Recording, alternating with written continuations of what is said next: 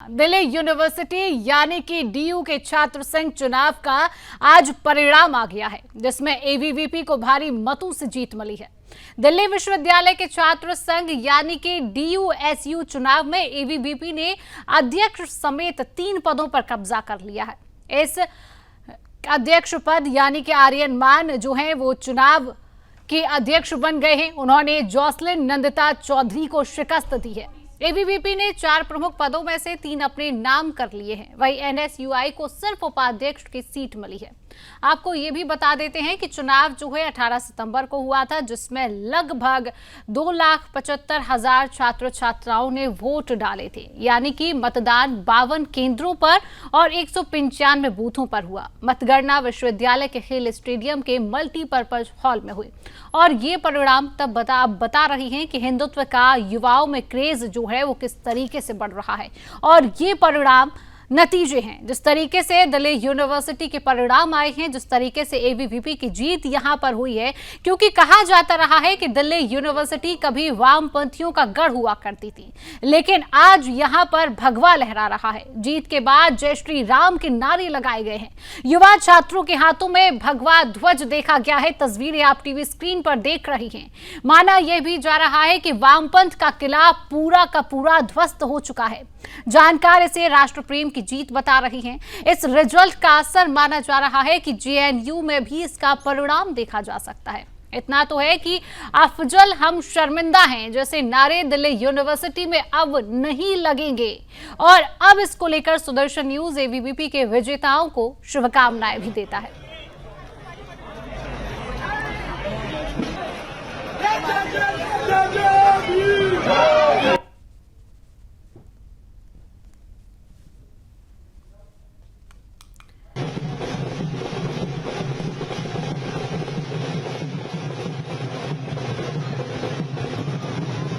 आज मेरे को बहुत अच्छा लग रहा है।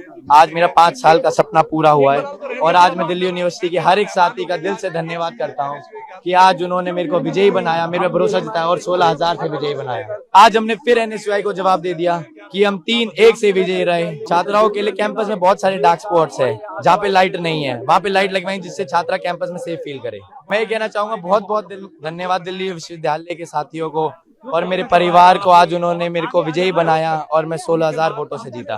ये जीत मेरी नहीं, दिल्ली विश्वविद्यालय के एक उस छात्र की है जो प्रवासी है, जो दूसरे क्षेत्र से आकर दिल्ली विश्वविद्यालय में रह रहा है, हॉस्टलों में रह रहा है, पीजीओ में रह रहा है और हिम्मत कर मैंने दिल्ली विश्वविद्यालय में चुनाव लड़ा और राज्य विद्यार्थी परिषद ने मुझे टिकट दी, उसके लिए धन्यवाद।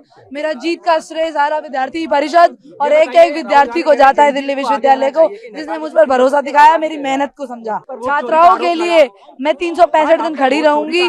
रात के 12 बजे भी अगर मुझे खड़ा रहना पड़ा तो मैं उनके लिए खड़ी रहूंगी। बहुत बहुत अच्छा लग रहा है और उनका हर दिल्ली विश्वविद्यालय का एक छात्र का उनका धन्यवाद करना चाहूंगा जिन्होंने मुझकर वोट डालकर सपोर्ट किया है। और उनको एक आश्वासन देना चाहूंगा कि उन्होंने मेरे को वोट डालकर उन्होंने मेरे विश्वास ही नहीं बल्कि मन जीत लिया। उनको एक आश्वासन देना चाहूंगा जब जब उन्हें मेरी जरूरत पड़ेगी मैं उनके लिए खड़ा रहूंगा। एक तो मेट्रो कंसेशन पास है, सबसे पहले उसकी लड़ाई लड़ी जाएगी हमारी तरफ से। एक तो कैंपस फ्री वाईफाई के लिए करना है काम हमें, जो बहुत से स्टूडेंट्स को वाईफाई नहीं चल रहा, नेटवर्क इशू प्रॉब्लम आ रही है, तो हर स्टूडेंट के लिए वो काम करेंगे जो उसको जरूरत पड़ेगी।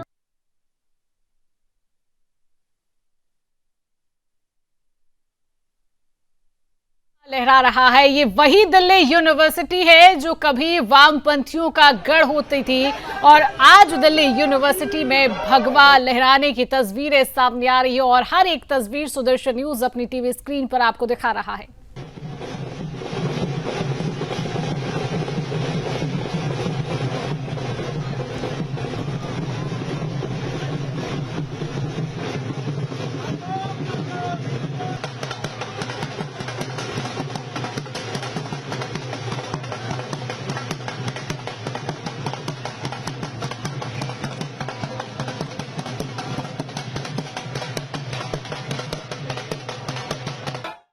तो आपने देखा किस तरीके से दिल्ली यूनिवर्सिटी में भगवा लहरा रहा है, एबीवीपी का परचम लहरा रहा है। तो आज इसी विषय पर करेंगे चर्चा। तमाम पैनलिस्ट हमारे साथ मौजूद है। परिचय आपसे करा देती हूं।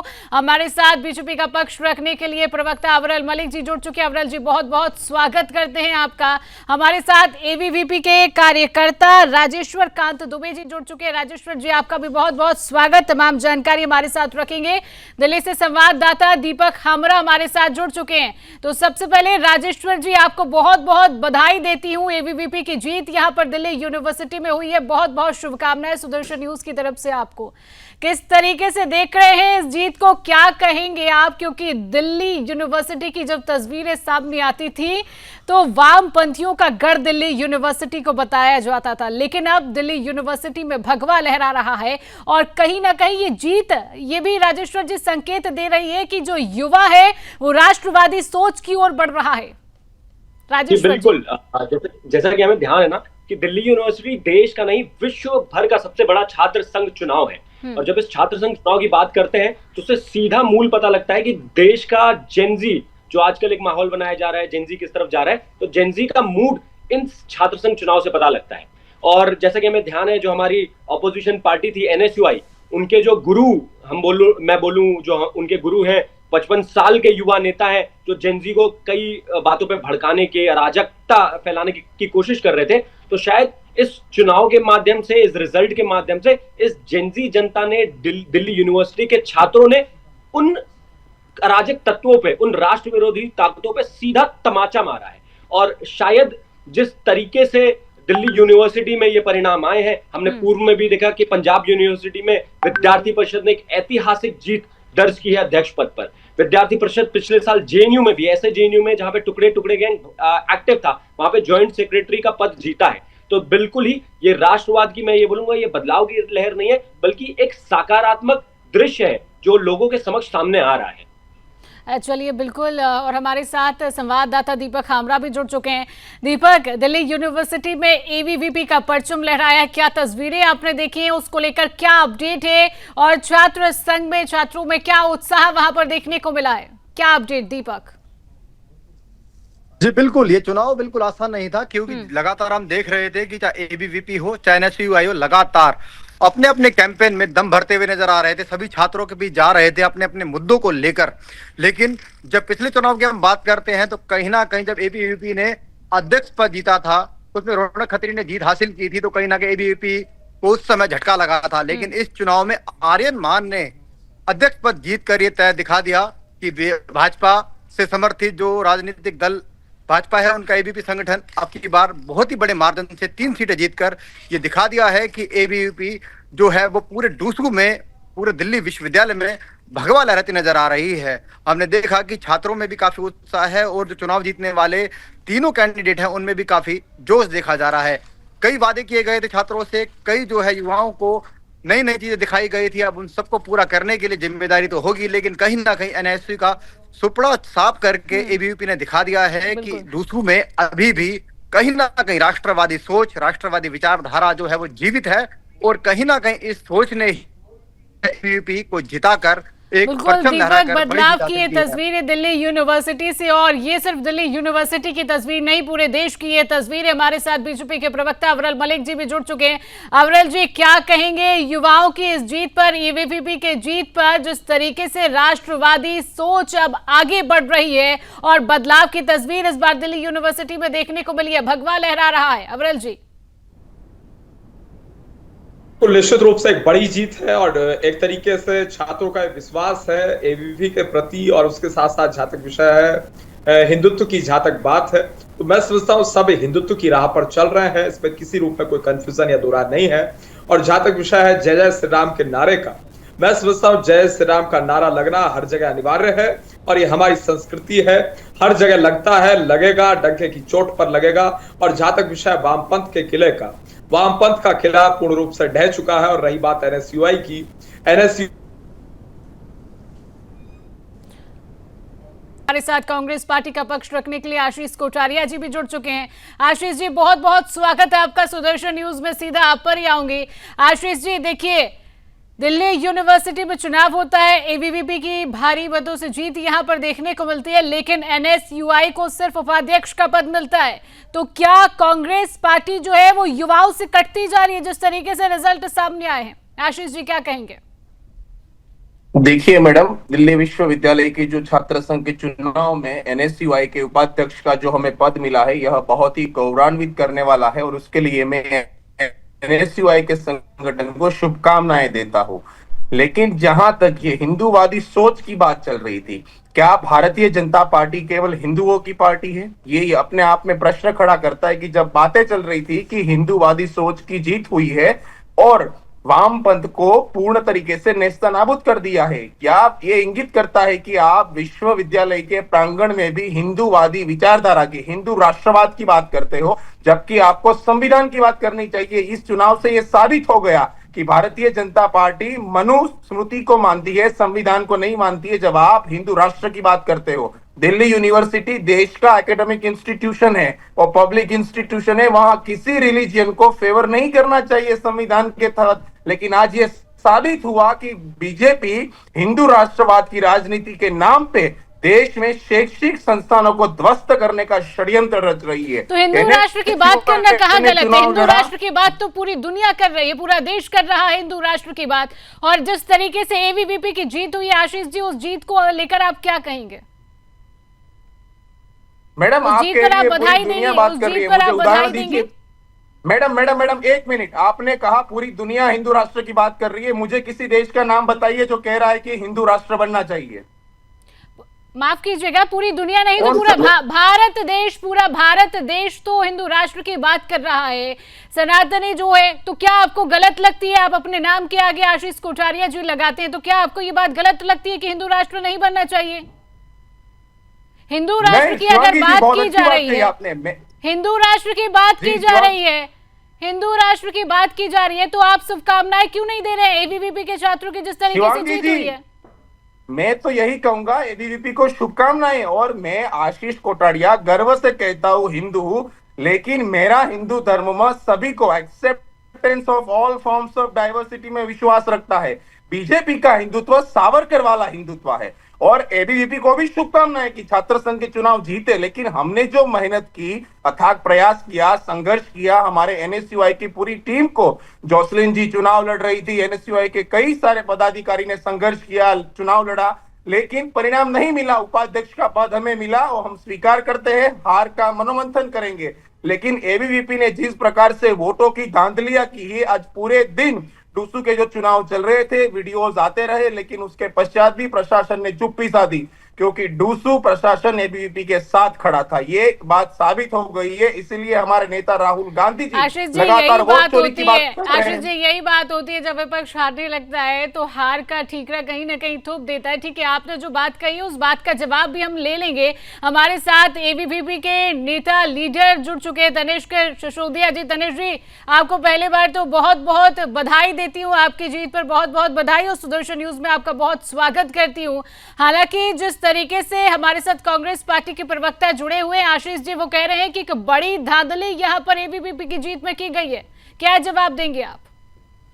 बहुत बहुत धन्यवाद आपका मुझे जोड़ने के लिए। साथ ही मैं अभी हमने जब सुना कांग्रेस के प्रवक्ता हमारे बीच बैठे हैं, कांग्रेस के प्रवक्ता सिर्फ यही नहीं, पूरी कांग्रेस पार्टी हारने के बाद ऐसे शोर मचाती है कि इनके ईवीएम इन्होंने हैक कर लिए, इन्होंने धांधलेबाजी कर ली, लेकिन ये उन कार्यकर्ताओं का संघर्ष नहीं देखते जो 9वीं क्लास से एबीवीपी का झंडा उठाकर राष्ट्रवाद की विचारधारा को विद्यार्थियों के बीच में फैलाने का काम करते हैं, जो कॉलेज में अपने हजारों किलोमीटर दूर से आकर इन कॉलेज कैंपसों में विद्यार्थियों की आवाज उठाने का काम करते हैं, 15-15, 20-20 दिन अनिश्चित काल धरने पर बैठते हैं। ये वो सब संघर्ष नहीं देखते हैं। इन्हें ये संघर्ष इसलिए दिखाई नहीं देता क्योंकि इन्हें सिर्फ चुनाव गुंडागर्दी के लिए देखा जाता है। ये सिर्फ गुंडागर्दी के हिसाब से चुनाव को देखते हैं, क्योंकि इनके जितने भी कैंडिडेट होते हैं वो सिर्फ गुंडागर्दी के अलावा कैंपस में कुछ नहीं करते हैं।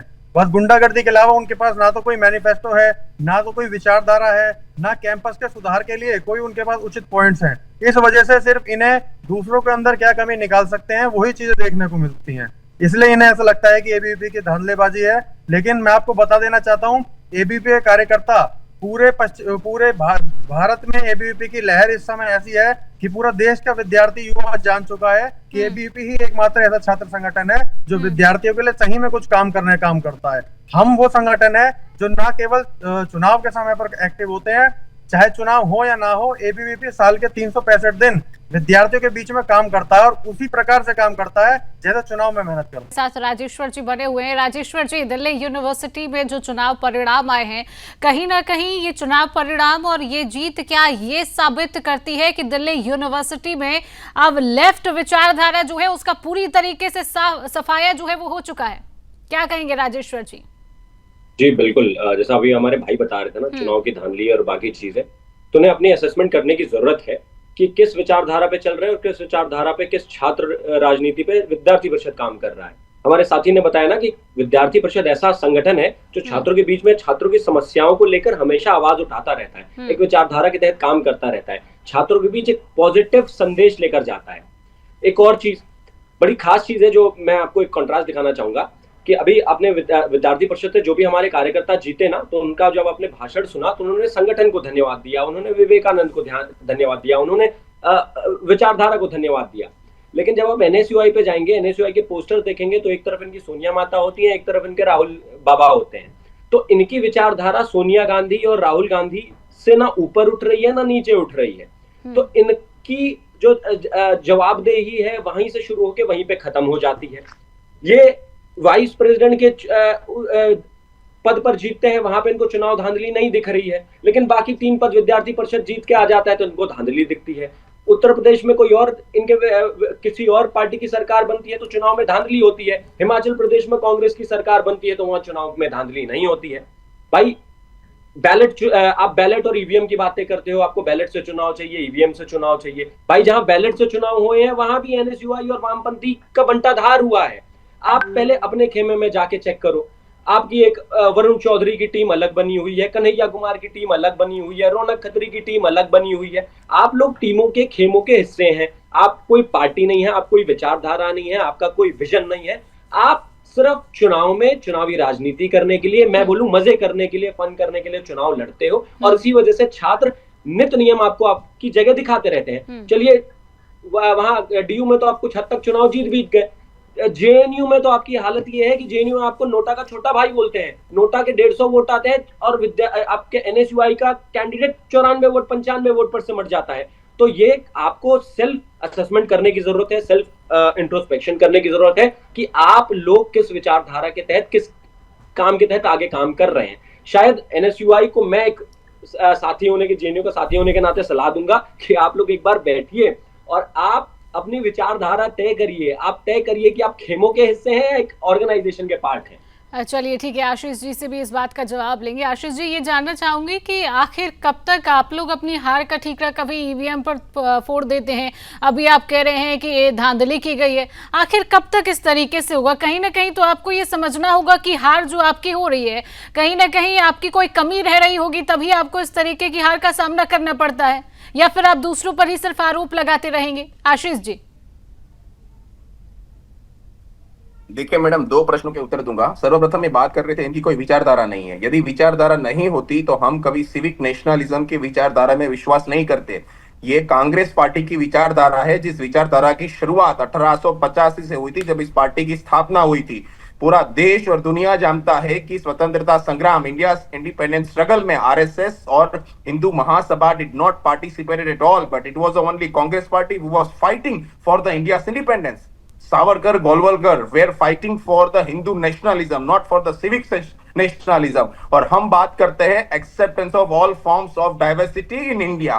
We do believe in the unity of diversity. आपकी बात केवल है ethnic nationalism, religious nationalism, cultural nationalism की बात करते हैं।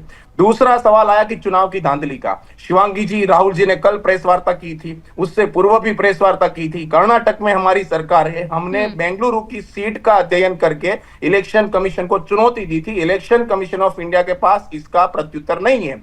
यही बात जब डीयू प्रशासन के द्वारा की गई तो हमारे पूरे सोशल मीडिया में वीडियो वायरल है। आपने जोसलिन जी को देखा होगा कि किस प्रकार से उस लड़की के साथ दुर्व्यवहार किया गया। ये दुर्व्यवहार डीयू प्रशासन ने किया था और एबीवीपी के कार्यकर्ता गुंडई पर उतर आते और ये जेएनयू की बात कर रहे थे। सर आप भूल गए। चलिए ठीक है 2 या आशीष जी, 2.5 समय का साल अभाव है, आपको यहीं पर रोकती हूँ। आशीष जी, राजेश्वर जी, तनिष्क जी, आप सभी का हमारे साथ जुड़ने के लिए, समय देने के लिए आप सभी का बहुत बहुत धन्यवाद। तो आपने देखा दिल्ली यूनिवर्सिटी में एबीवीपी की जीत हुई है और भगवा का ध्वज लहरा रहा है, भगवा का परचम लहरा रहा है और सुदर्शन न्यूज भी इस जीत पर एबीवीपी को बधाई देता है, शुभकामनाएं देता है। तो फिलहाल के लिए इस खास बुलेटिन में इतना ही। देश और दुनिया की तमाम खबरों को जानने के लिए आप देखते रहिए सुदर्शन न्यूज।